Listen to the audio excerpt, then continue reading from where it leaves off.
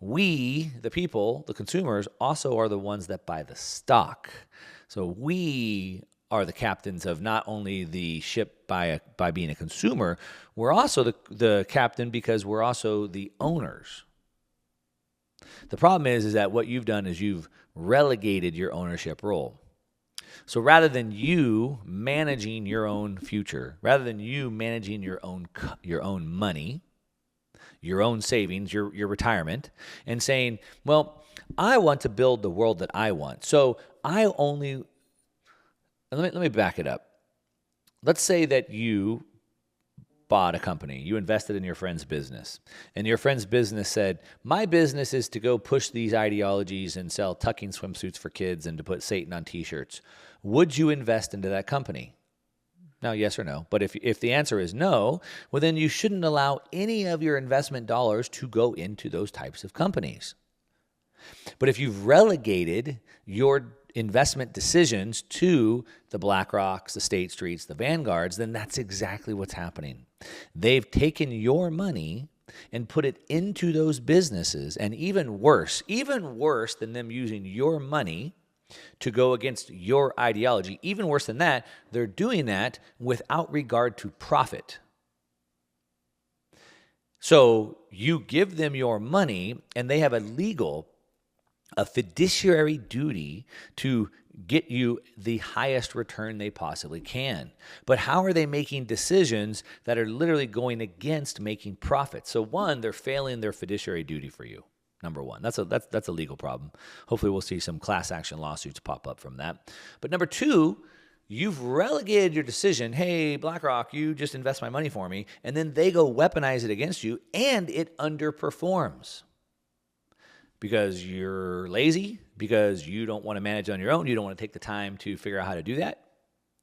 You've put all this time into making money. So you went to school, probably university, you paid off student loan debt. You really work hard in your job to make as much money as you can, and then you make the money, and then you just give it away to somebody to use it against you. If you were investing in your own business or investing into your buddy's business, you wouldn't invest into a business that did that, but yet you are at the same time. So it starts with us, one, taking the power back of where we put our investments. So you shouldn't be giving your money to people who are going to weaponize it against you. So number one, where is your money? Are you in control? Are you using it to build the world that you want, or are you just giving it to these companies and letting them do whatever they want? So that's number one. Then number two, am I buying from these companies? So one, am I owning these companies that are pushing this ideology? And two, am I supporting these businesses that are pushing this ideology? Now, the problem is, as more and more and more of these businesses jump in, it starts to greatly limit our choices. I said in the beginning, my wife got all fired up and she called Target and she canceled the Target credit card and she canceled her Target loyalty program and she made sure to tell them why she was canceling, that they could make a record of it. And I guess we're not shopping at Target. Well, I don't shop at Target, but I guess my family, my wife does the shopping. But I guess we're not, as a family, shopping at Target anymore. But what happens when we continue to get our choices whittled down? Like, what do? Do we just boycott everything? Do we just start making our own clothes and making our own food at home? Like I said, I saw Ford ran an ad with a rainbow-colored Ford truck. Well, I drive a Ford Raptor. I don't really want to sell it. So what do we do? Well, this is where the opportunity comes in. So if you're an entrepreneur or you'd like to be an entrepreneur, if you'd like to be responsible to build the world that you want, if you're tired of being a victim, why be a victim? Too many people I see, I get 5,000 comments a week across my social media, emails, et cetera, and I see all these people, what do we do? I'm a victim. Well, I'll just go in a hole and die. No. We have the power. So here's the opportunity. If you could go create businesses that could counter this, then we can change the world. So if I don't have any options left, everybody went woke. What do I do? Where do I put my money? Well, that's the opportunity that an entrepreneur could step up and provide the counter to that. So, for example, Bud Light started running this, pro-trans ad campaign.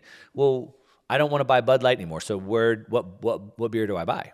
Well, nobody stood up to be the opposite of that. So what if a beer company stood up to say, we're the opposite of that? We support traditional roles, traditional families. We support American ideals.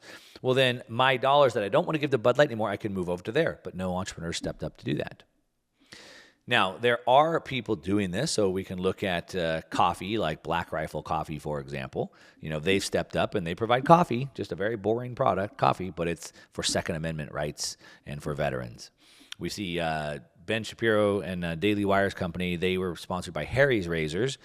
And Ben Shapiro said that boys can't get pregnant, and Harry's Razors got very mad at them and threatened to cancel their sponsorship. And so they created a competitor, Harry's Razors, called Jeremy's Razors.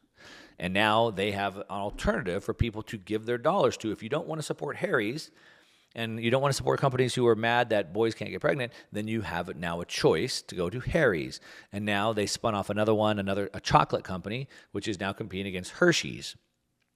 And so there's this massive blue ocean where you could literally go get any product out there and just position it to be the opposite of these businesses that are going woke. So as an entrepreneur, or if you'd like to be an entrepreneur, there's basically a wide open market. You can go get any product that you want and position it for these values-based buyers.